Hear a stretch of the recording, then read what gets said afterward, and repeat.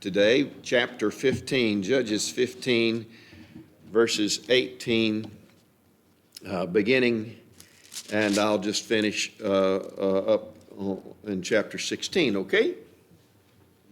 Judges chapter 15, verse 18. Samson got upset when they didn't save his wife for him. They gave his wife off to somebody else when he stormed off mad. And when that happened, he went and did something with a bunch of foxes and torches and just kind of destroyed all the Philistines' grain.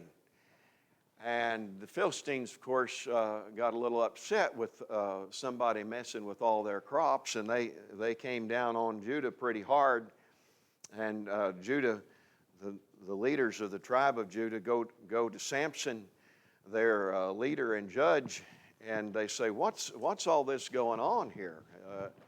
And they end up not killing Samson, but they thought about it. They just tied him up with ropes and handed him over to the Philistines. But of course, the Spirit of God was with Samson. And he broke the ropes and he snatched a jaw of a donkey. And there on Jawbone Hill, he started slaying 1,000 of the Philistines. And I guess when you slay 1,000 Philistines, you work up a mighty thirst. And so Samson, because he is very thirsty, cried out to the Lord. In the cycle of the judges, the cycle has up to this point always been the Israelites do evil in the eyes of the Lord. The Israelites are punished and disciplined by the Lord for their outrageous behavior and their just sheer spiritual density, and they get in pain. And so what do? They cry out to the Lord for deliverance. And the Lord then would send them a judge to deliver them. And that's how the cycle of the story goes. But by the time we get to the Samson story, Israel is just fine with being oppressed by an outside country. They don't cry out to the Lord for deliverance. And so this prayer is where in this Samson cycle we get somebody finally praying. He cried out. He called out to the Lord, to Yahweh. Amen. You've given your servant this great victory. Must I now die of thirst and fall into the hands of the uncircumcised? Right? Kind of sounds like the Israelites when they're on their wandering on the way. Well, who knows where they're wandering, right? Because they're wandering because they didn't go into the promised land. And they didn't like the food they were getting, and they would cry out and complain. And here they are complaining. Samson is complaining just like his ancestors. In the midst of God's great provision for him, must I now die of thirst and fall into the hands of the uncircumcised? And then God opened up the hollow place in Lehi, and water came out of it. And when Samson drank, his strength returned and he revived. And so the spring was called En Hakkore, Caller's Spring. The spring of one who calls on God, yes. And it's still there at the time of this writing. Yeah. Samson led Israel for 20 years in the days of the Philistines. One day, Samson went to Gaza, where he saw a prostitute, and he went in to spend the night with her. And the people of Gaza were told, "Samson's here." And so they surrounded the place and lay in wait for him all night at the city gate. And they made no more move during the night, saying, "At dawn we'll kill him." But Samson lay there only until the middle of the night. And then he got up and took hold of the doors of the city gate, together with the two posts, and he tore them loose, bar and all, and he lifted them to his shoulders and carried them to the top of the hill that faces Hebron. Now, Hebron is the place where all of these leaders from Judah are staying, the ones that offered up Samson to the Philistines with ropes. Yes, tied up. Yeah. And so this gutting of Gaza and this tearing down of the city gates and putting them right before the city gates of Hebron is another way in which God is trying to stir up trouble between Israel and the Philistines. Verse 4, sometime later he fell in love with a woman in the valley of Sorek, whose name was Delilah. And the rulers of the Philistines went to her and said, "See if you can lure him into showing you the secret of his great strength and how we can overpower him so we may tie him up and subdue him. Each one of us will give you 1,100 shekels of silver." I think that's still a lot of money, don't you? So Delilah said to Samson, "Tell me the secret of your great strength and how you can be tied up and subdued." I don't think I said that quite well enough. Samson answered her, "If anyone ties me with 7 fresh thongs that have not been dried, I will become as weak as any other man." And then the rulers of the Philistines brought her 7 fresh thongs that had not been dried, and she tied him with them. With men hidden in the room, she called to him, "Samson, the Philistines are upon you." But he snapped the thongs as easily as a piece of string snaps when it comes close to a flame. And so the secret of his strength was not discovered. Then Delilah said to Samson, "You've made a fool of me. You lied to me. Come now. Tell me how you can be tied." And he said, "If anyone ties me securely with new ropes that have never been used, I'll become as weak as any other man." And so Delilah took new ropes and tied him with them. And then with men hidden in the room, she called to him, "Samson, the Philistines are upon you." But he snapped the ropes off his arms as if they were threads. Delilah then went to Samson, "Until now, you have been making a fool of me and lying to me. Tell me how you can be tied." And he replied, "If you were to weave the 7 braids of my head into the fabric on the loom and tighten it with the pin, I'll become as weak as any other man." So while he was sleeping, I wonder if that's where they got the name for the movie. So while he was sleeping, Delilah took 7 braids of his head, wove them into fabric, and tightened it with the pin. And again she called to him, "Samson, the Philistines are upon you." And he awoke from his sleep and pulled up the pin and the loom with the fabric. And then she said to him, "How can you say I love you when you won't confide in me?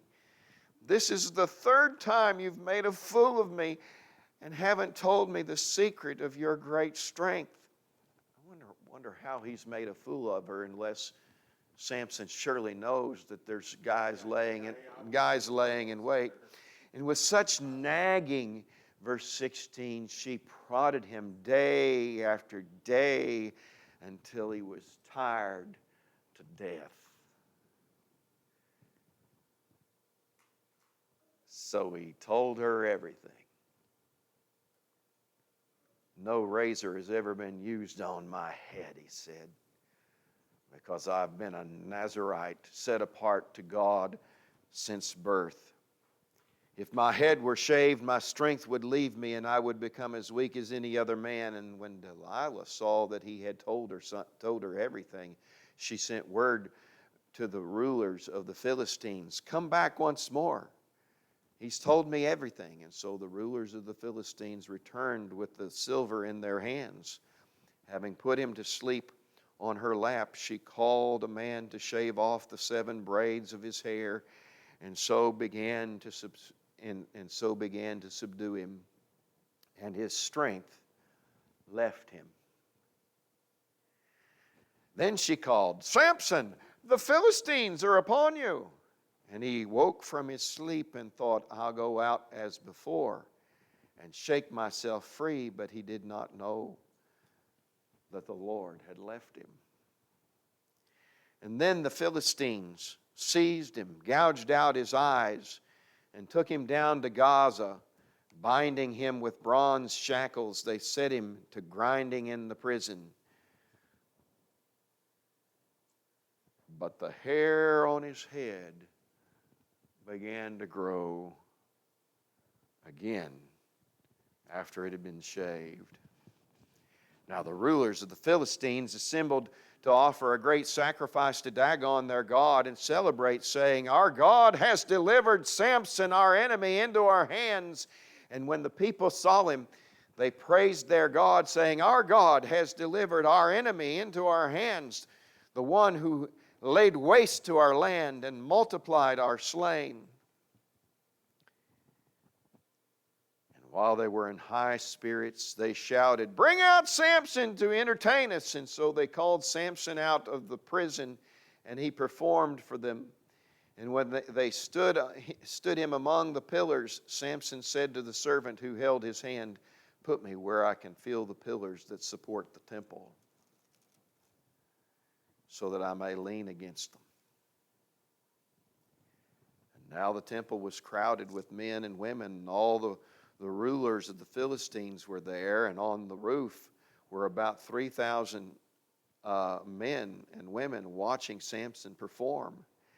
And then Samson prayed to the Lord, "O sovereign Lord, remember me.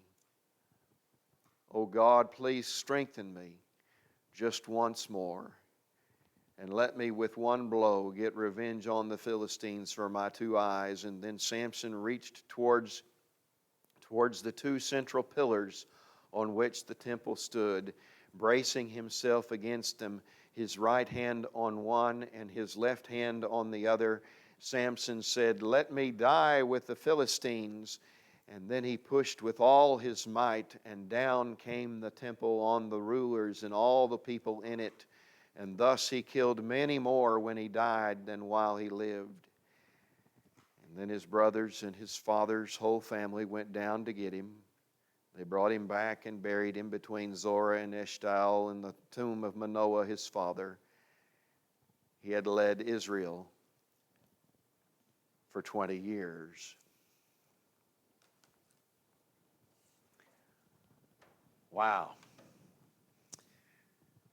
We don't read these stories as if they were political history, as if the point was for God to start a war between Israel and Philistia, and that the historical Philistine, every historical Philistine was equally evil.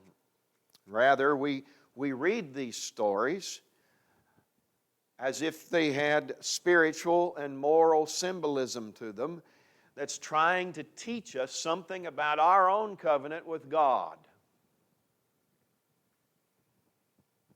In all the previous story cycles in Judges, as I've said this morning, the Israelites cry out to God, but they don't cry out to God in the Samson story.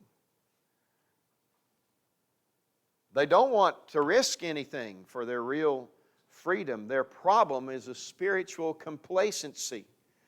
And when Samson destroyed the Philistine grain and they were all mad, the leaders of Judah, they just come and they tie up their own judge and hand him over to a foreign conquering presence. Did you get it? Always before the people could be rallied to support the judge in his fight against oppression. This time, they tie God's judge up and hand him over to the pagan peoples. They don't want to take a look at all the moral compromises that they're making. They don't want to deal with any conflict with the Philistines. And so God is trying to arouse us in this story, it seems to me, to arouse us to something of the courage to stand against evil without compromise, the way He's trying to arouse the tribe of Judah to stand up to idolatry and immorality, to stand up to oppression. Neither do we read these stories as if Samson was a great guy, right? Samson's got to be the sorriest excuse for a judge you can imagine, right? He lusts for foreign and idolatrous women. He never learns a lesson. I mean, in 2 chapters, he just keeps going after the same kind of woman. He never learns a lesson. We watch him go down to Gaza and visit a prostitute and evade the townspeople's plots to capture him, and he humiliates them by taking the city gates to the hill that faces Hebron and sets those gates right up there in front of all the Judahites that had turned him over to the Philistines. And so God uses Samson's attraction to Philistine cult prostitution, his penchant for humiliating others, his visceral desire to escalate conflict beyond all reason. God uses all of this as a way of stirring up the Philistines against Judah. And the point is not Samson's virtue, obviously. The point is that moral choices ultimately are necessary. We can't serve both Yahweh and Dagon. We can't serve the cause of love and not confront evil. But there is one way in which Samson is exemplary. Chapter 15, verse 18. We finally find what Israel has not offered. We finally find a prayer for deliverance, a prayer to Yahweh. Because he was very thirsty, the text says, he cried out to the Lord. You've given your servant this great victory. Must I now die of thirst and fall into the hands of the uncircumcised? He's complaining like his ancestors, but he's still praying to God. His relationship with God hangs throughout this story by the thread of his hair, right? Did you catch the metaphor? I, as a child, always wondered, what's the big deal with his hair? It's the covenant is hanging on by a thread of his hair. And then God opened up the hollow place in Lehi, and water came out of it. And when Samson drank, his strength returned, and he was revived. And so the spring was called En Hakore, the caller's spring. I want to talk about Samson and the caller's spring today. Samson and the caller's spring. The lesson today is really as simple as it could be and as profound as it can be. I'm announcing that there is a spring that we can call upon. Yeah. There is a spring that revives those who call on the name of the Lord. Paul said it in Romans 10, verse 13, and everyone who calls upon the name of the Lord will be saved. There's a baptismal fountain, yes? There's a baptismal fount, and the fountain is scandalously free. God in this story is acting to save Israel before Israel even wants to be saved. Samson visits a Philistine prostitute. Right? God's acting in a leader, a judge, who acts out the nation's idolatries and adulteries. Yes. Samson embodies all of Israel's uncleanness. He wants to join his life to the lives of those who threaten, right? Who are willing, the wedding guests, willing to threaten their own on her wedding day with death, and they eventually make good on that threat, right? Samson even mimics Israel's persistent, compulsive madness in making the same mistakes over and over and over. He gets dumber and dumber.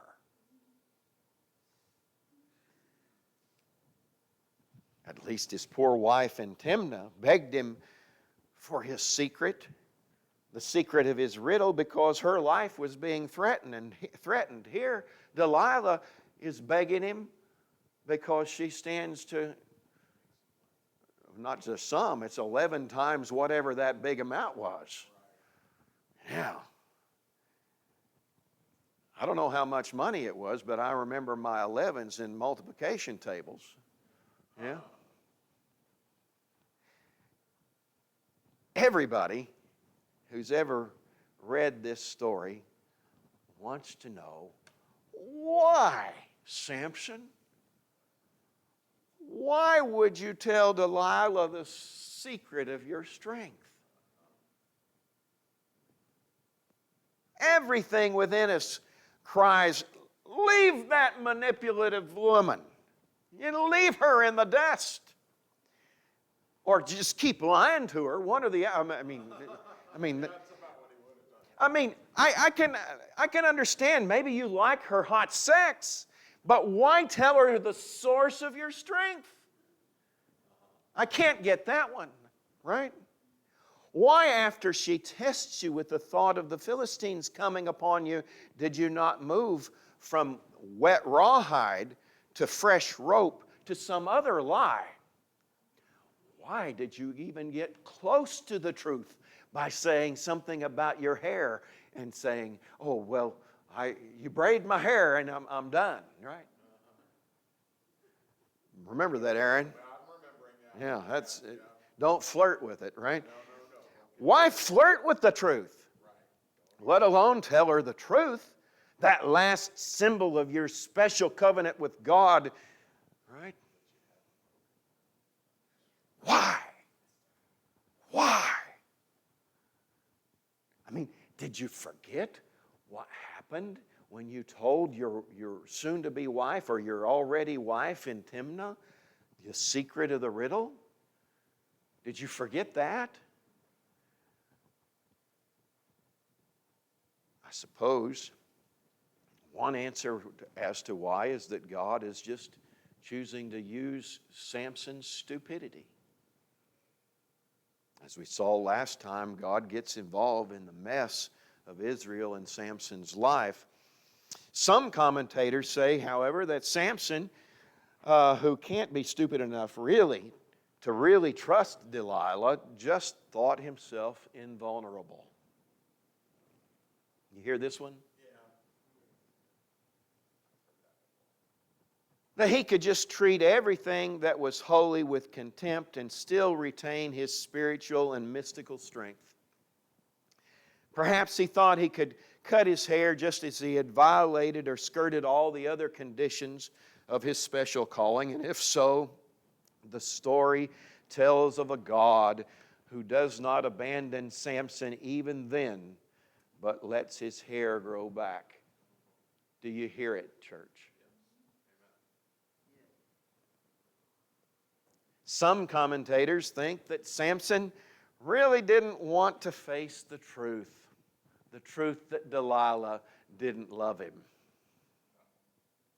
He wanted Delilah to love him so much that he entrusted his deepest secrets to the one who that he wanted to love and to be loved by. And to admit that she was no good, to admit that she would betray him, was to admit that the relationship that he so desperately coveted was a sham, and that he would have to just let her toy with him. Maybe he risks everything getting hurt the way lovers have always risked their lives and their hearts against all good sense.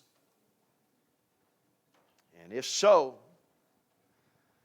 God is in the middle of helping a person in the midst of such fornication. As surely as the follicles begin to grow on his shaven scalp, God is being gracious to Samson and Israel in this story. The story shows that the grace of God is still operative even in that kind of a story.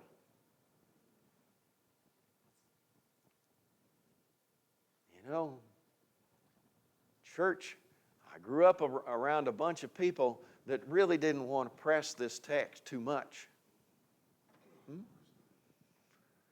That there were just some life stories that were beyond the pale of God's grace, right?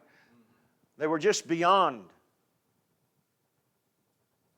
Others think that Samson is just tired of the whole charade. A lot of textual evidence for that. He's sick of the woman nagging him, and he thinks he can do something which risks his principles and his life just to avoid conflict. Yeah?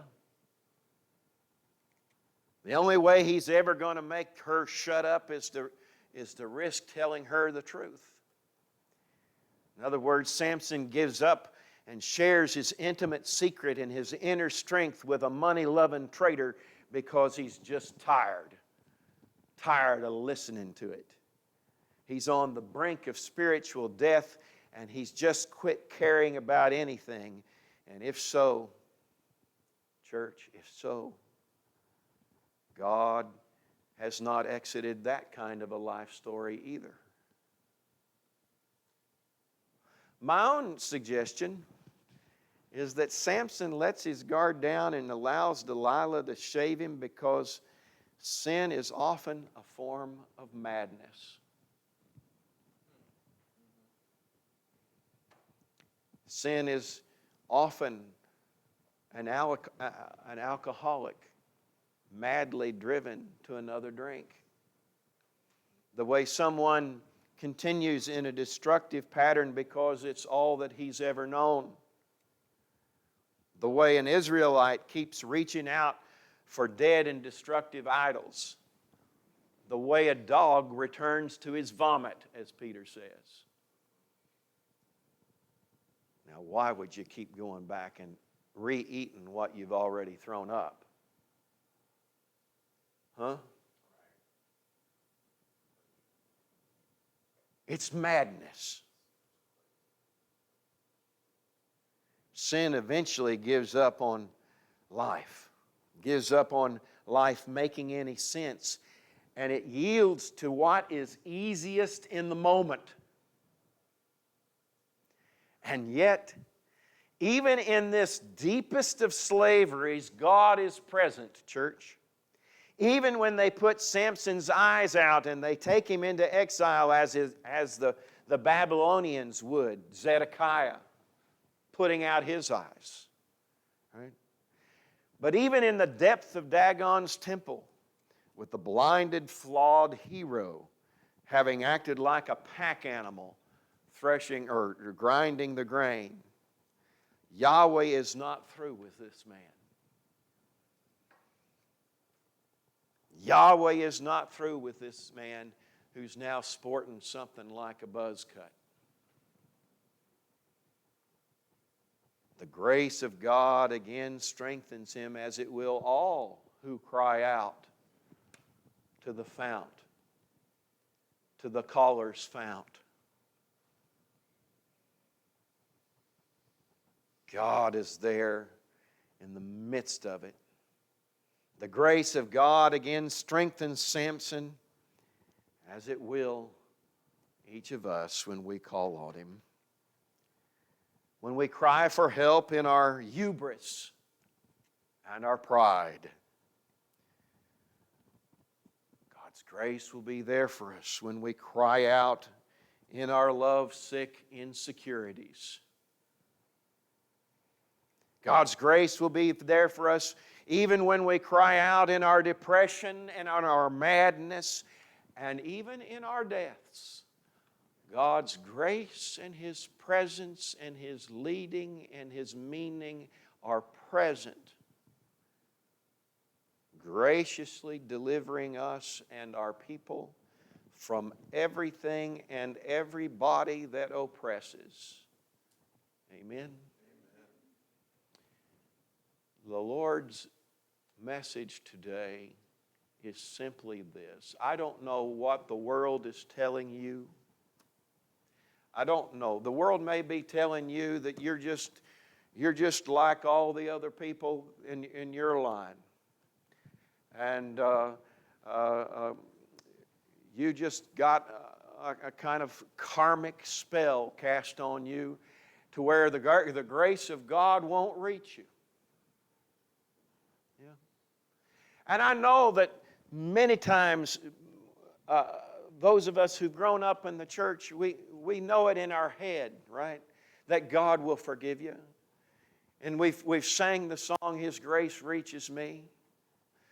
But in our heart, we still suspect somehow that some great shame is just too great for God to really redeem. Well, that's kind of like saying that Judges 16 is a lie. No, I believe it's the truth. They may not be able to find the remains of a temple of Dagon in Gaza, but I think it's because God destroyed it just perfectly on that time. Yeah. I believe this is true. I believe that God's grace reaches out and can redeem every life that calls on Him, right? That whosoever calls on the name of the Lord will be saved. And that's something we can all celebrate as we stand and sing.